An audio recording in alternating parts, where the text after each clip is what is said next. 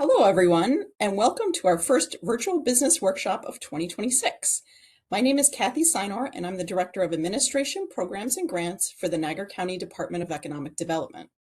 I will be your moderator for today's program on federal and state historic tax credits. Before we begin the presentation, actually, I'm going to wait for Derek to pull up our slides here. We'll go over a few housekeeping items. First, I want to let you know that you don't have to go crazy taking notes. I will be sending out an email later today, which will contain the slide deck you're about to see, as well as contact information for our presenter. This workshop is being recorded and will be available on our website later this week, in case you would like to rewatch it or share it with a colleague. And finally, as an attendee, you will be muted throughout the presentation. If you have a question, please use the Q&A or chat panel at the bottom of the screen, and we will answer your questions during the webinar. If we cannot answer all of the questions in the allotted time, we will make sure that we follow up with you afterwards to get you the information that you need.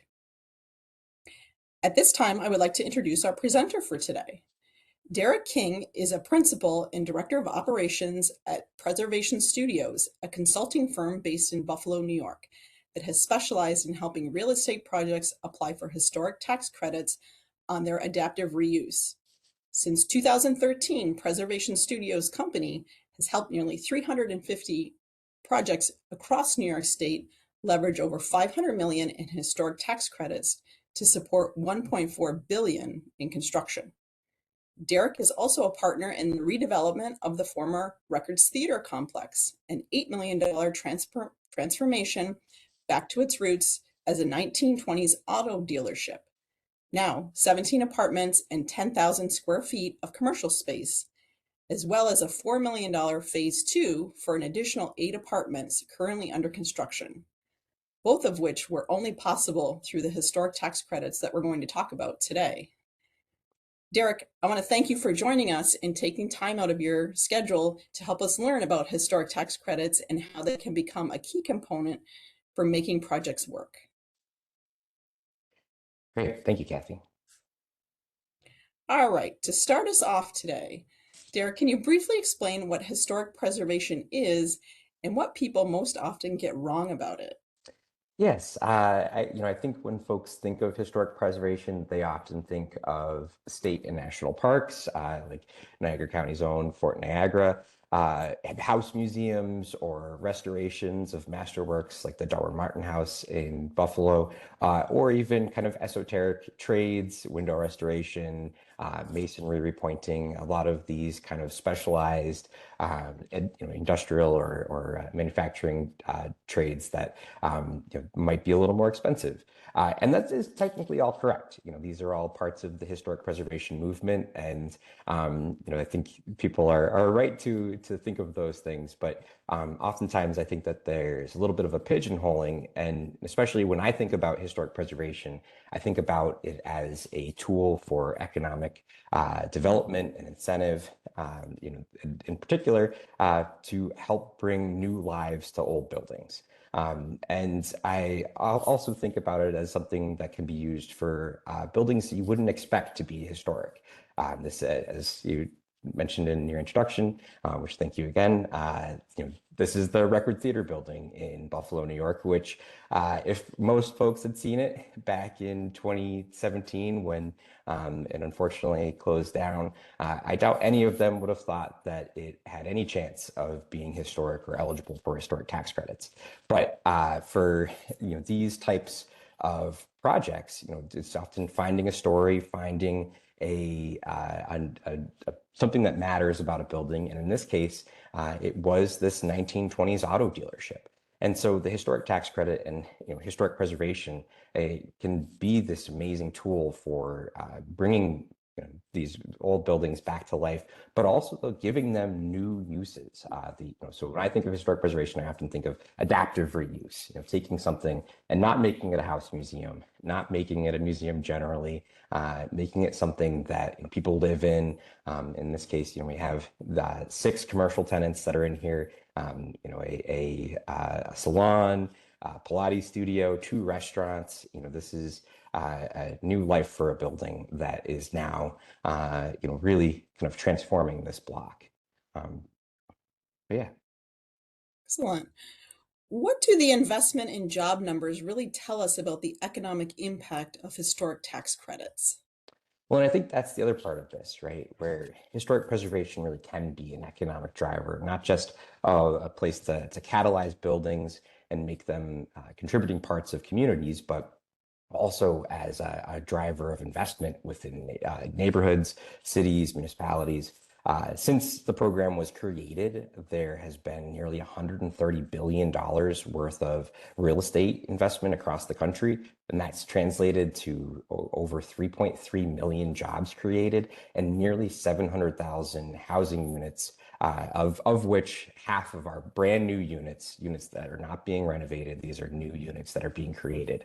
And New York State alone has been the one of the largest users and beneficiaries of this program, with nearly $6 billion in construction costs over the 5-year period from 2019 to 2023, which is also the number one user in the country.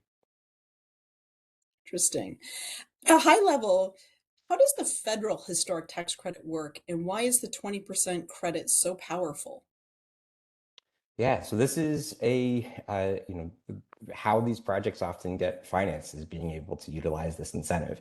And when we talk about credits, we're actually referring to 2 credits, and we'll talk about the next one in a minute. But for the federal historic tax credit, and this is the one that's been available since 1977, it's equal to 20% of your what's called qualified rehab expenditures. And we'll break that down a little bit later.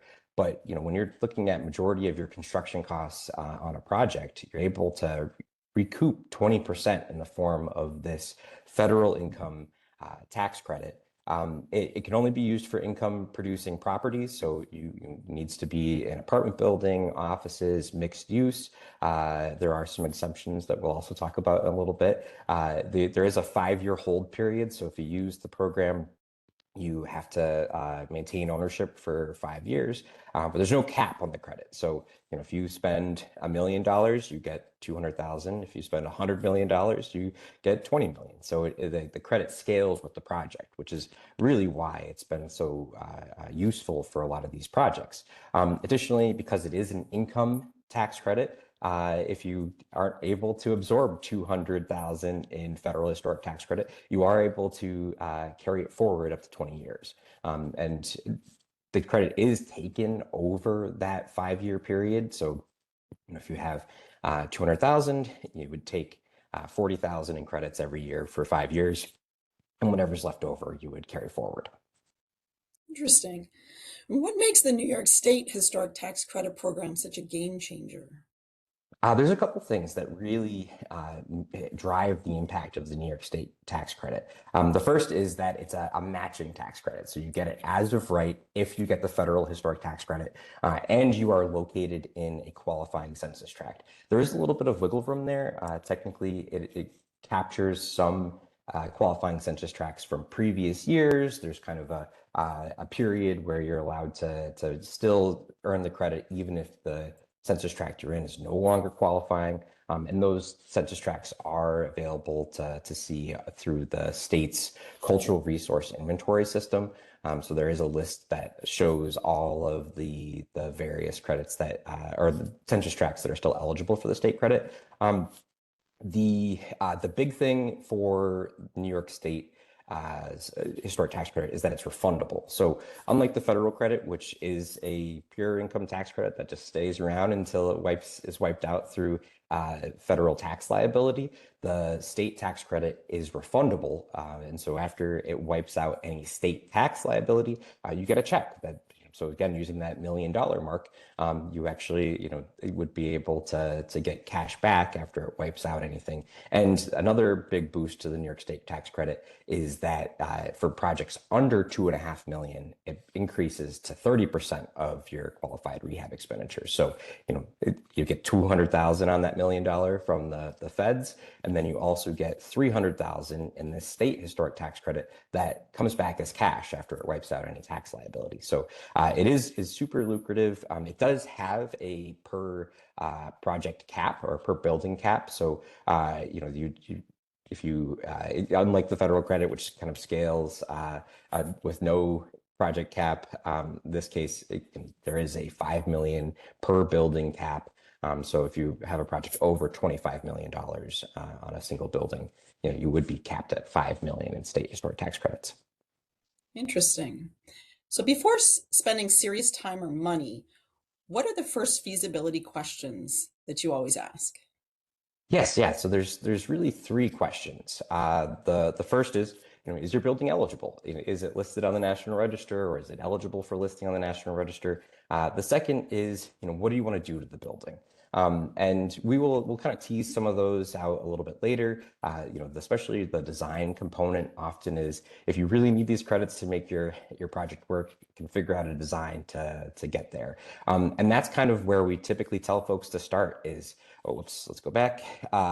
Is would How are these going to work for you, and what do you actually need in order to make your project work? So the first is kind of a math problem. Are you going to exceed your adjusted basis and pass what's called the substantial rehab test? And then the next question we ask is, do you need tax credits? Do you have the appropriate income? Do you need cash into the deal, or do you need both? So those are kind of where we typically start with the when folks come to us with a project, we start with almost with the math. Are you going to spend enough, and what do you actually need from these credits? All right, you just threw out kind of a technical term, the substantial rehabilitation test. What exactly is that in practical terms so we understand it? Yeah, so this is kind of a simple math problem, but it does require you to know a little bit about the building. You need to spend more in qualified rehab expenditures, which are typically all hard and soft costs related to the renovation of the building. You All right, you take that cost and then you compare it to the adjusted basis of the building, which is just the value of the building itself minus the land. And then if you've owned it for a number of years, you increase that adjusted basis by any sort of improvements you've made, or decrease it with any sort of depreciation that you've had on the property. So if you've owned the building for a long time, you should be able to ask your accountant or your bookkeeper, what is my adjusted basis, because you've been using that to calculate your depreciation. But if you're just buying a building, we typically tell folks your land value in upstate New York tends to be pretty negligible. So take your purchase price, spend $1 more than that. And that's a pretty good rule of thumb is, buy low, rehab high. That's the best way to benefit from this. But there are some ways to kind of calculate the adjusted basis, if it's a building on a large parcel of land, or if the land is in a particularly valuable area, there might be some more additional wiggle from there. And just going back to those qualified rehab expenditures, it is, again, most of your hard and soft costs related to your renovation. So it includes your architect's fees, your engineering fees, any consultants you have to hire to get through the deal. But it does not include acquisition, any sort of site improvement. So if you're doing parking lots, landscaping, and it also doesn't include any enlargement of historic buildings unless it is historic reconstruction. And so, when you're thinking, oh, I want to put a new staircase in this historic school, oftentimes it's easiest. Let's put a stair tower on it. Unfortunately, that stair tower, if it's outside the historic envelope of the building, it's unfortunately not eligible for historic tax credit. So when talking with folks, thinking about this program, it really is costs on the renovation of the building, not your total project costs. Great. I just wanted to remind our attendees that if you do have questions, please go ahead and put those down in the chat or the Q&A, and we will definitely get you the information you're looking for during the webinar. Okay, Derek, moving on. How do owners typically decide between using the credits themselves or if they're going to bring in an investor? Yeah, so there's two kind of things to consider here. If you have the capital, or whether it's through your own equity or the access to some institutional lenders that are able to fund your project, you can fund the project itself and then claim the credits.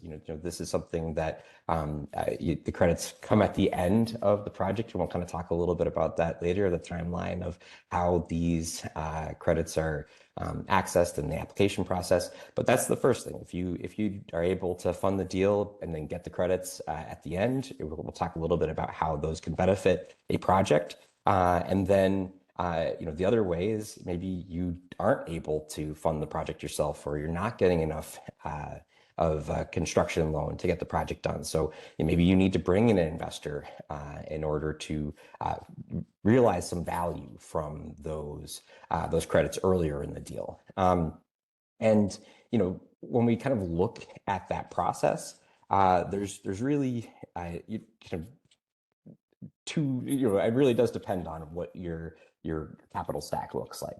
And so we have two kind of examples here that we'll run through very briefly. I know this is a lot of numbers and texts, and I'll try to highlight some of the areas that are most important. But when we look at, and again, this is just illustrative. If anyone is able to find a building or an area in Western New York where you can still build for $75 a square foot, please let me know. But generally speaking, this is a good illustration of how these credits work. When you're taking your costs, you figure out, well, most of these costs, other than acquisition, some of your hard costs, whether they're demo or site work, and then some of your soft costs that might not be applied to QREs, but most of them will. So you take your total project costs, you figure out a rough estimate of your QREs, and then you just do some simple calculations. So if you need to bring capital into the deal by bringing in an investor through syndication, you can come up with some rough pricing. The pricing does vary pretty dramatically based on the size of your deal, the appetite of the investor, what the investor's tax liability and need for certain years tax credits. So these are just for example, but generally speaking, you should expect more for your federal historic tax credit than your state historic tax credit. And there's a couple reasons that we'll discuss on the next slide. But you end up with just over 400,000 in federal HTCs. You take a little discount when you bring an investor in because they want some upside on those credits. So you end up with just under 400,000 in federal HTC equity. And then you do the same thing with the state credit. In this case, because it's under 2.5 million, we have a 30% state HTC. And then you take a little bit of a discount because the state tax credit is actually taxed, which, if you have an investor that can't absorb all of those tax credits, they get a hit. So that's often why there's a difference in price between state and federal HTCs. And we can talk a little bit later about some of the things that New York State is doing to try to improve that. But on a $2.2 million project, or 2.2 million in QREs, you should expect somewhere around 800,000 in HTC equity. And that then comes in and helps you buy down some of your capital stack. You can kind of zero out some things that normally you would have to bring in as a developer.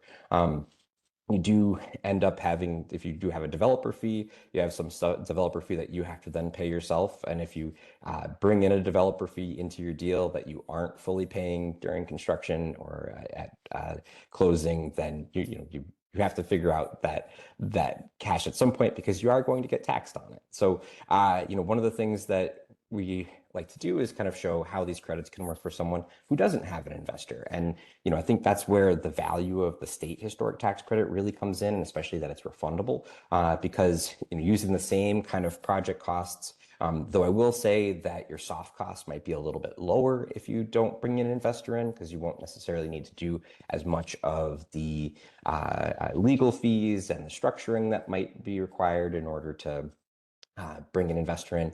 But just keeping the same total, around 2.2 in QREs, you actually end up roughly around the same value. The big difference is you have these federal historic tax credits that are only tax credits. So you can only use them to offset certain types of federal income. And this is active real estate income, whether you're a contractor, a real estate agent, a architect, engineer, historic preservation consultant. If you are an active real estate professional, you are able to use these federal HTCs. But if you're a dentist trying to offset your W-2 income, unfortunately, there's a lot less utility for this federal historic tax credit. So, when we're thinking about how this comes into the capital stack, you really only end up with about the value of the New York State HTC refund, which in here I've tossed in a reduction of about a third to factor in what the likely tax hit of the state HTC refund is. But that's going to vary pretty dramatically project to project. But the nice thing is this source, this HTC refund, maybe it's something that you leverage into a bridge loan. Maybe you weren't able to secure as much debt from your bank that you were hoping to get your project done. So you have this bridge loan that you can come in to make the project get complete, but then you pay it off with the state HTC refund. Or maybe it's capital that you bring in yourself, but then you pay down. Or maybe you have someone who is able to lend you the capital. This is where the state HTC refund is such a game changer for small projects, because really the rule of thumb is if you're trying to get an investor, this deal on the previous slide is not really viable. Our rule of thumb is $5 million in QREs or $1 million in federal historic tax credits. That's going to be where you're going to get the most interest from a national institutional investor, right? This is you might be able to find an investor on a smaller deal, but that's a kind of a local investor. Maybe it's a bank that has some appetite. But generally speaking, if your deal's under 5 million, it might be difficult to find an investor that you can bring into your project. Great. What are the ways that properties can be listed to get these credits? Yes, and just briefly, thinking about the tax credit development timeline, when we're thinking about that first question, am I spending enough money? How does this work for my deal? That typically happens around the beginning of the project. Is this viable? And typically, you would begin the first of the three parts of the historic tax credit application. Part one is the history, and we'll talk a little bit about that and how projects get listed and then eligible for these tax credits. Part two is the design component. So you can see that kind of overlapping with your construction documents and your approvals at the municipality. Part three is when you finish your project, and some point in that time, if your project's not listed on the National Register already, you have to get listed. And then one thing real quick, we talked a little bit about if you are bringing an investor in, you need to bring them into your deal before you place in service.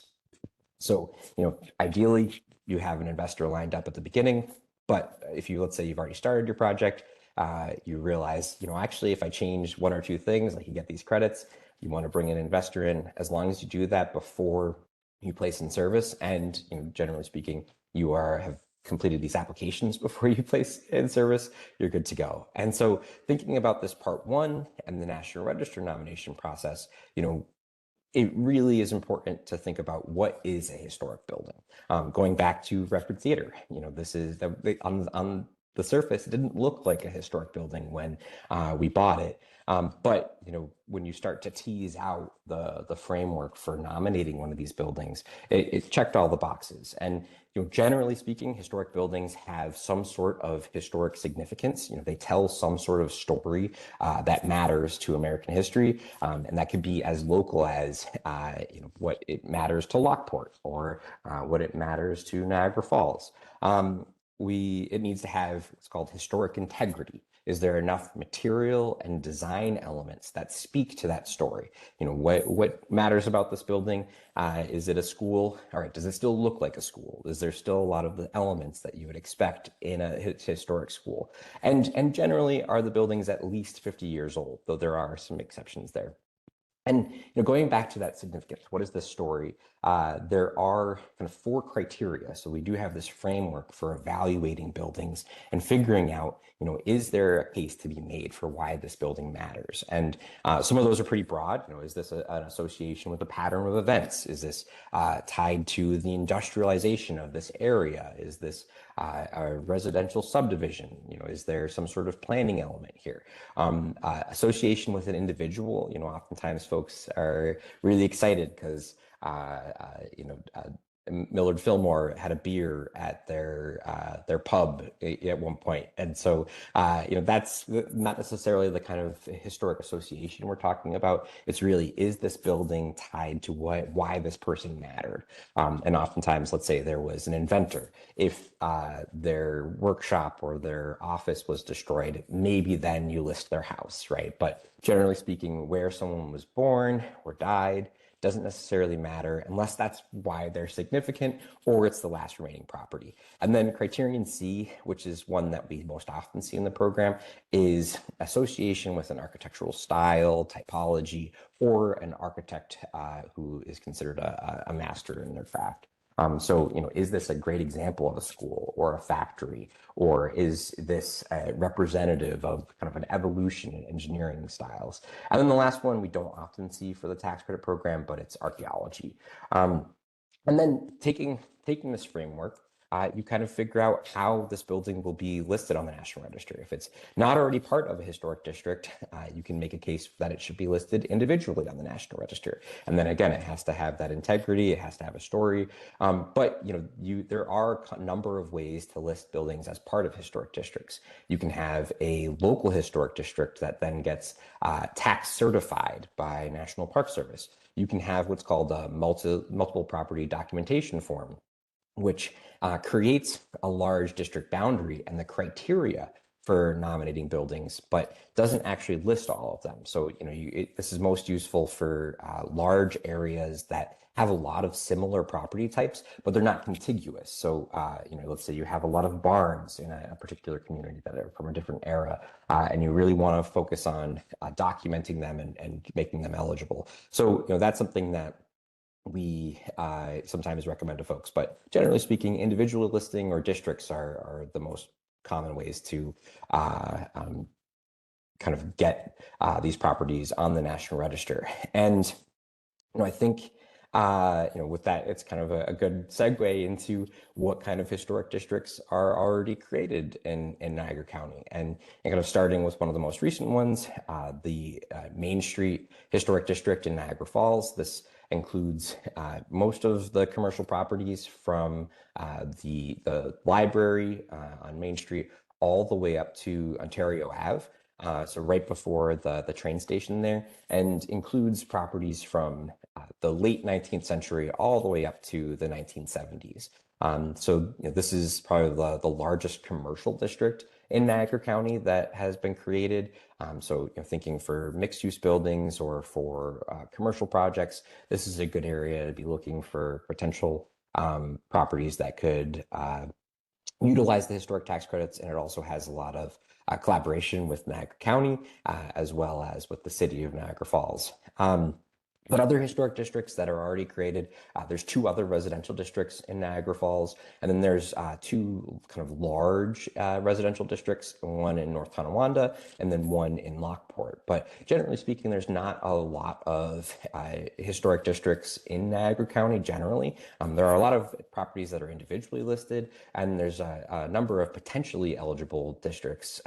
And again, this is just for National Register historic districts that are would be instantly eligible for the properties to have historic tax credits. I think the next slide we can talk a little bit about what people can do. Yes, we do have several municipal leaders and government officials on today with us. So, speaking directly to them, how can communities help developers prepare properties to make them historic tax credit ready? Yes, and I think that's one of the best things that municipalities and local leaders can do is kind of look at proactive ways to find and identify historic properties, not necessarily just for protection, but to prepare them for these types of investment and kind of lift up the eligibility for these properties. And the first thing is doing a historic resource survey in your community. If you have a historic village or if you have a number of a certain property type, that could be a great survey. Going out and documenting those properties, figuring out which ones are eligible for the National Register, and then those historic resource surveys should have some recommendations, and going out and doing those recommendations, creating historic districts, creating multiple property documentation forms, and kind of taking that next step. The other thing is a lot of communities kind of don't realize that there's a certified local government program, which it does require you to create a local preservation ordinance and engage in preservation activities. But it does come with a number of resources from the SHPO, including access to CLG grants, which can be used for training, education, but also for very large preservation projects. That's probably one of the largest funding sources available for communities is this CLG grant program to be able to do surveys, do historic districts, and kind of set your community up for success to be able to utilize this program. There are other grants across New York State that are available for these type of work. In particular, the Preservation League of New York State has grant funding for surveys, historic districts. If you're trying to do a historic district, it either needs to already have been identified through a survey or the boundary has to be blessed by the SHPO. But so that's generally why we tend to recommend folks start with a survey because that's often what the SHPO will want to see first. And the SHPO is the State Historic Preservation Office. Apologies if I've used that acronym before, but the other thing is there's a lot of training available for communities. So, it's not necessarily you have to kind of go alone with these types of efforts. The Preservation League of New York State does workshops. Preservation Buffalo Niagara is very active in Western New York, as is the Landmark Society of Western New York, which is based out of Rochester, but does a number of work in Orleans County and is there as a resource as well. But the New York State Historic Preservation Office does training for CLGs, and then there are private workshops as well for assistance. Great. We also have several nonprofit people on today. So, speaking directly to them, how can nonprofits realistically use historic tax credits and grants to help support their mission? Yeah, so I mean, the grants are the most natural fit because if you're listed on the National Register, you are able to access a variety of funding. I mentioned the Preservation League, which has a lot of grants for surveys, but they also have technical assistance grants for nonprofits to be able to access and do use studies and figure out if there's maintenance that needs to be done and set themselves up for kind of any sort of work plan. But there's also a number of grants out there for programming, repairs, all of which are limited to properties already on the National Register. So being listed on the National Register really can help a lot of nonprofits. There are also churches that are listed on the National Register. There's two funding sources that are available. One is the New York Landmarks Sacred Sites Program, which is a grant program specifically for churches. It's non-denominational or whatever. If it's church listed on the National Register, it's able to that church organization can apply and use this for roof repairs, maintenance, etc. And there's also funding through the Environmental Protection Fund for active churches that are listed on the National Register. So that funding is much more substantial. So we've seen it on churches in Buffalo that did $500, $600, $700,000 renovation projects. So it can be pretty substantial, but is unlocked by being listed on the NR. And then there is the potential for nonprofits to utilize the historic tax credits as well. There are some restrictions, and sometimes it might not be worth it for a nonprofit to go down that route because the first step usually is creating a development entity and then transferring ownership out of the nonprofit into that for-profit entity, which oftentimes will sacrifice any sort of property tax exemptions you have. So, over the course of the lifetime of your occupation of the building, factoring that in is important.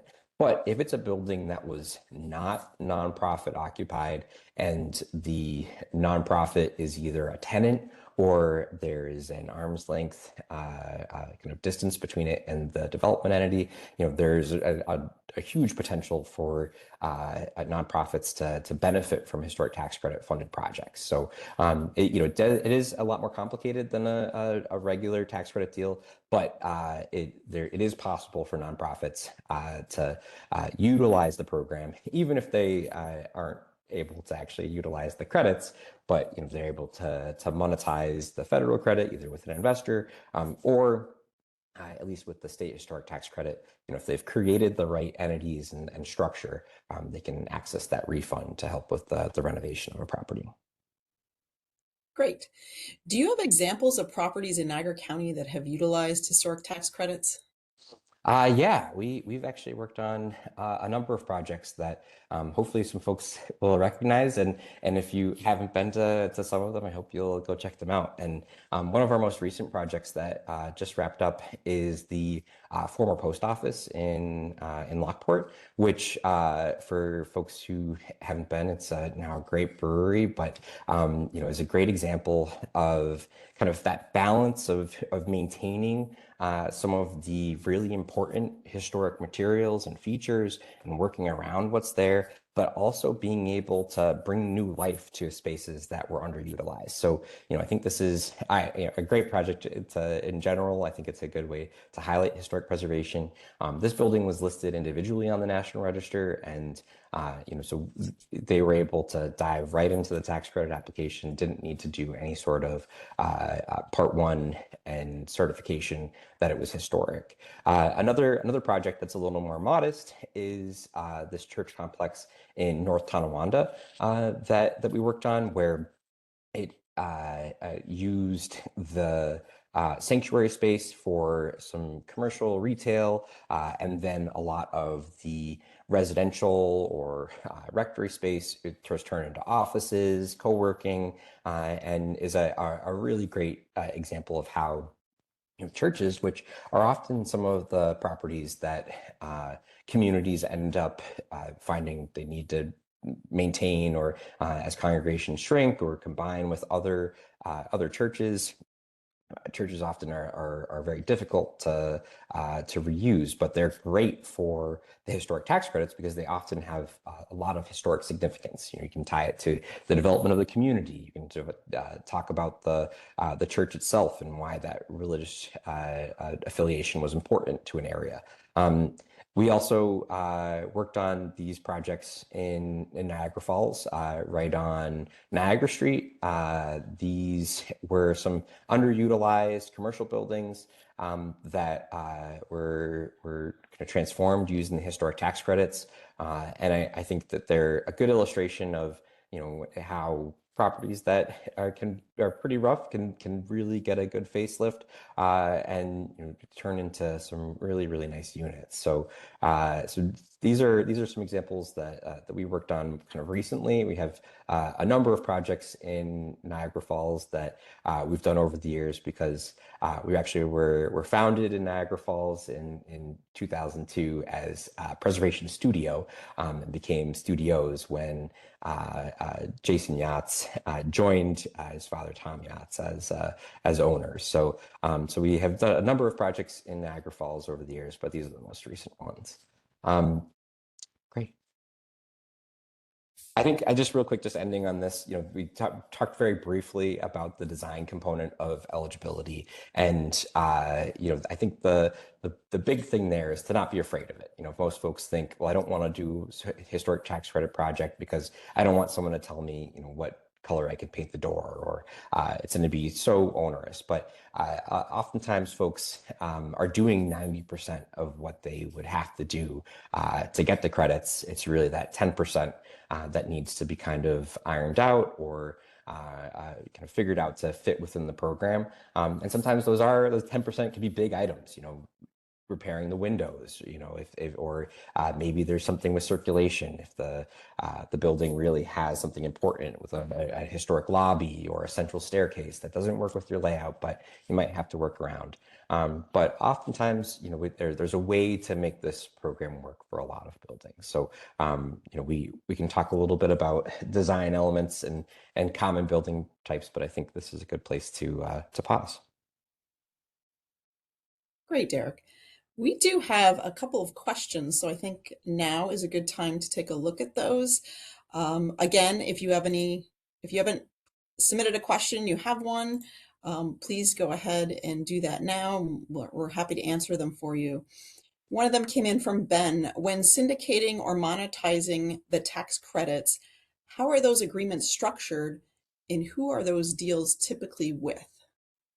Yeah, so that's a great question. And oftentimes the folks who are coming in are, if the deal is large enough, institutional investors, so they have pretty sophisticated needs. And I will say, depending on what investor you bring in, you might have quite a bit of additional legal work, accounting work.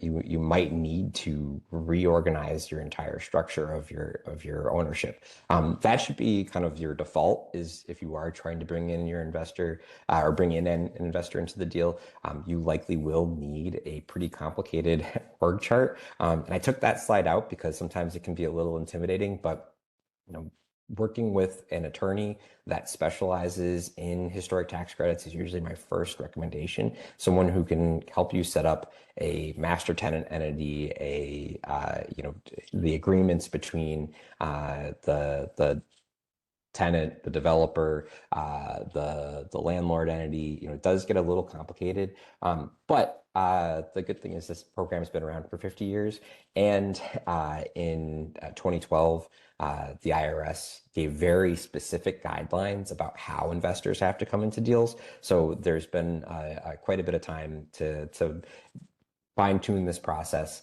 And oftentimes the things that vary investor to investor is terms, when their capital's coming in, how much they're willing to invest per credit. So, that's something that is really where there's the biggest wiggle room. But the general structure is pretty well established at this point. So working with an attorney to get that set up is key. And what was the second part of that, Kathy? It says, who are these deals typically with? Yeah, and I think part of who the typical investor pool is guided by how that credit can be used. I mentioned the active real estate income, but the other part of it is the credit can be used as a investment tax credit. So major corporations, C corps, are typically the biggest utilizer or a participant in these types of deals. So big banks, insurance companies, folks who have a lot of tax liability that is of the applicable type are most often the ones that are kind of investing. And typically they are introduced and brought into the deal through a syndicator. So there are a number of national syndicators across the country that can help you with this matchmaking process. There's definitely investors who are out there looking for deals, again, if you're thinking about this or you have a project that again meets that math problem, is already listed on the National Register, or eligible, and you have flexibility with your design, oftentimes starting with an attorney to understand what you're going to have to do, and then they can make that introduction to a syndicator to get the ball rolling on the investment side of things. For the small investment, let's say you want to partner with someone who might have the right income.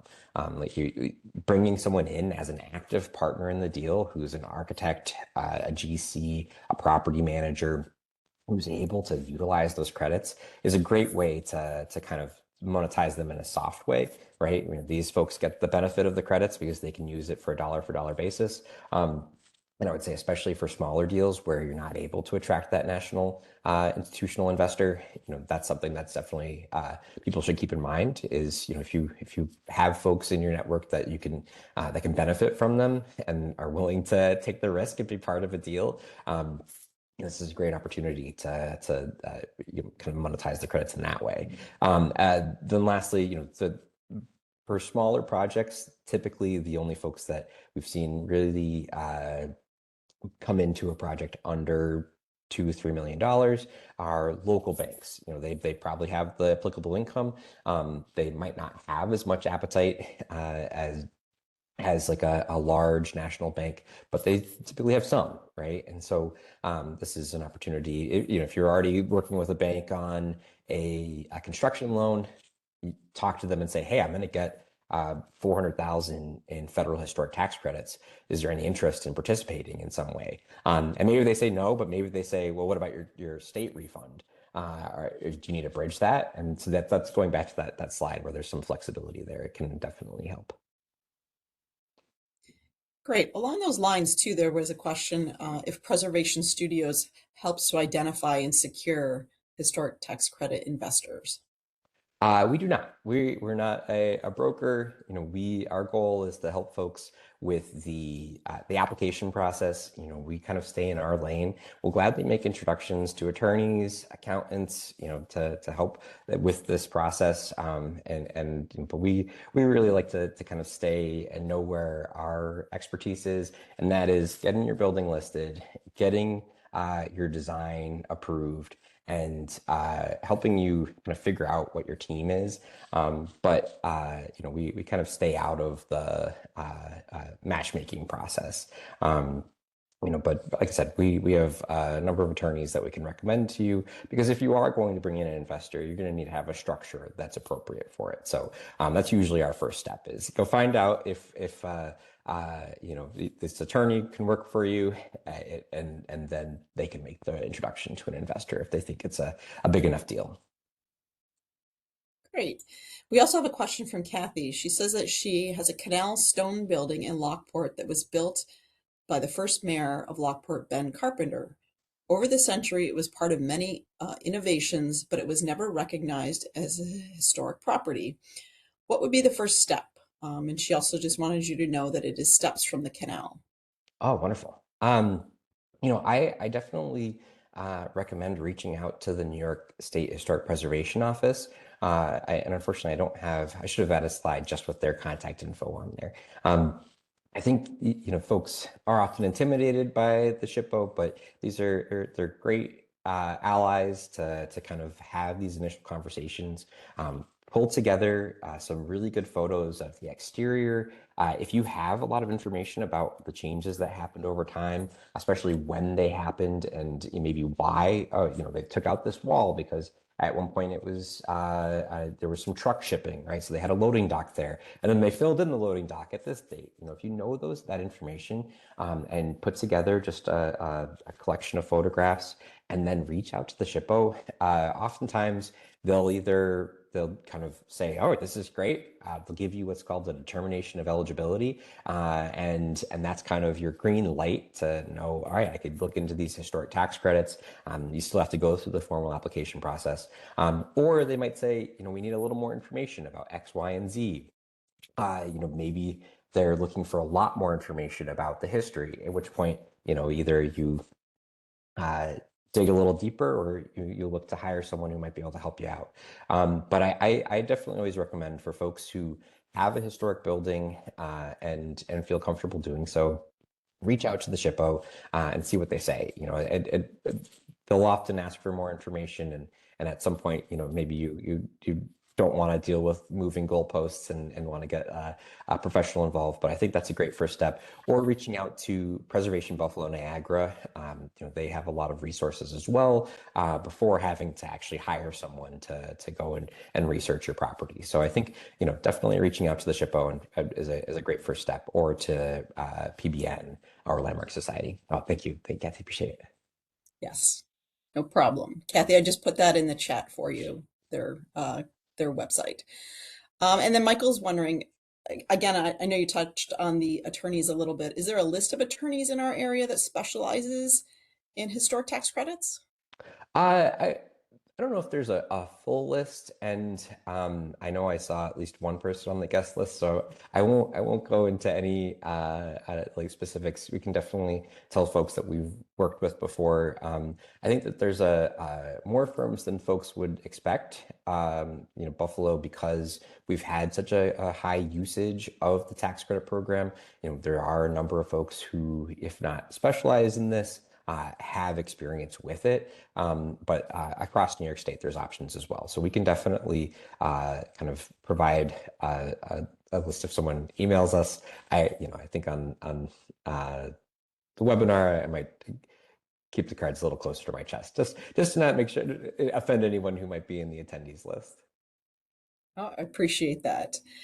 So that's the questions we have for now. But again, if you have one, please put it in the chat.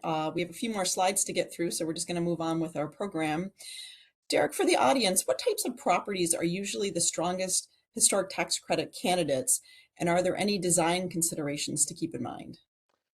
Yes, a great question. So I'm going to look at three different property types that I think are good examples of property types that often have some sort of historic significance, and also tend to be either good candidates, or there's buildings that are pretty prolific across Western New York. So the first are factory buildings.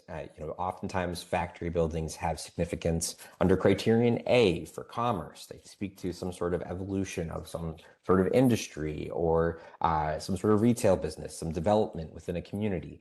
So they're often a great candidate from a historic perspective, but also from a design perspective. The big open floor plates give you a lot of flexibility with your design. Oftentimes the elements that you have to kind of maintain are the columns, the ceilings, the windows, trying to maintain those kind of industrial features. This doesn't mean it has to stay a factory, but having your walls keep those columns exposed. If On the next slide, we can kind of see how this is showing walls either dying in the wall or in the column, so you can see them fully articulated, or leaving the column fully kind of visible in the floor plan. So there's a lot of flexibility with factory buildings, and having that kind of raw industrial look generally is a great feature for folks to have. And you can kind of keep some of those things like fire doors and other elements that are kind of trendy. The other thing is having exposed spiral hung duct is an appropriate treatment in factory buildings. So it can be a little more cost effective as well for folks looking to do these types of projects. That is a good comparison to highly finished spaces like churches.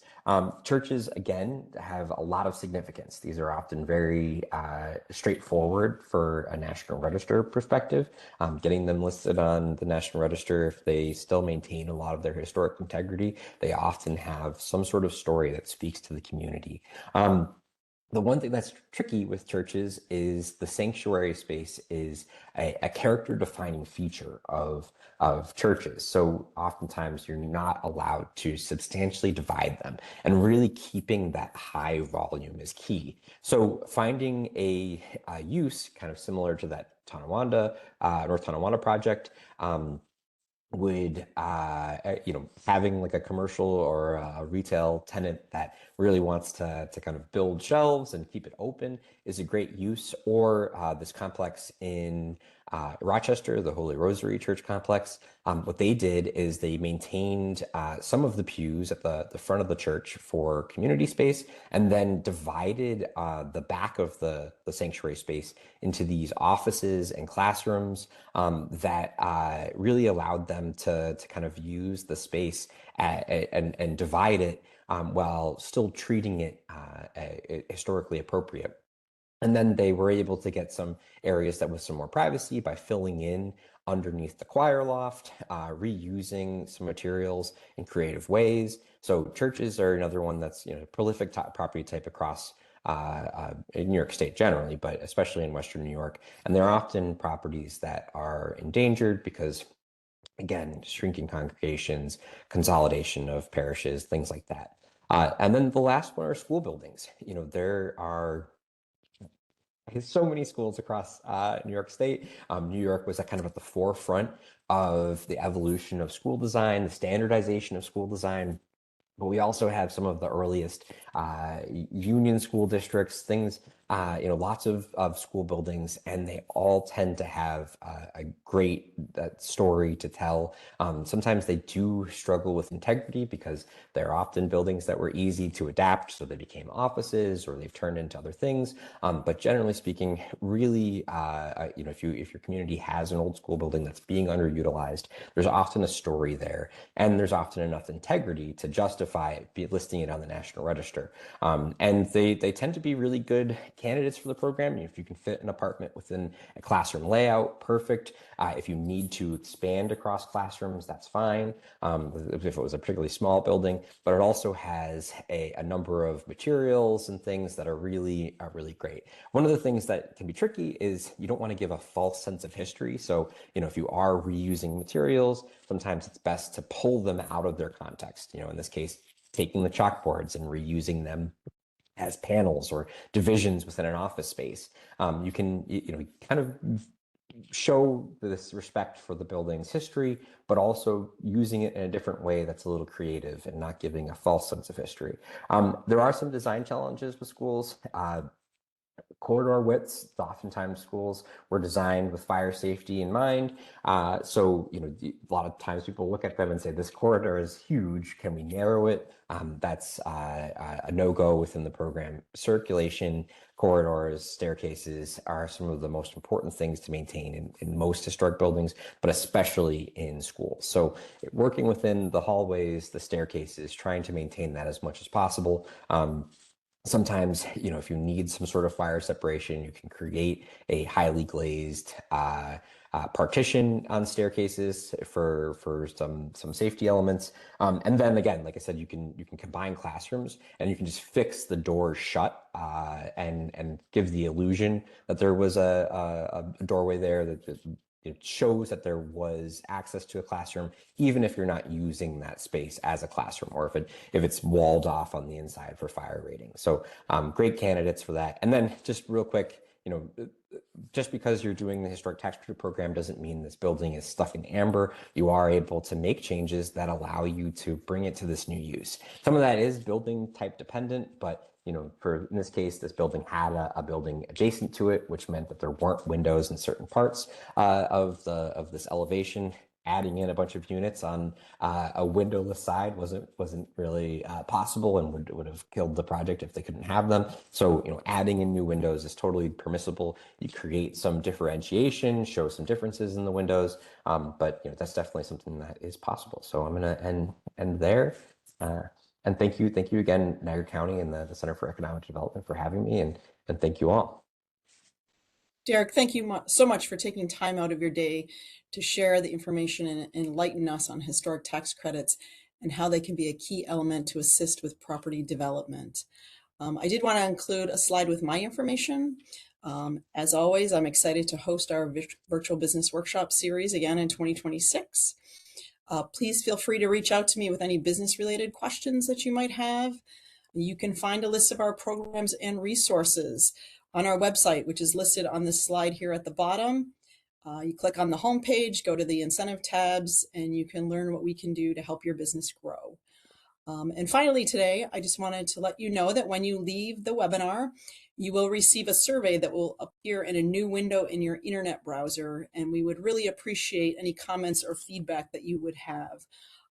That's everything. So I want to thank Derek and everybody who attended, and we hope to see you again at a future event. Take care, everyone. Okay. Thanks, folks.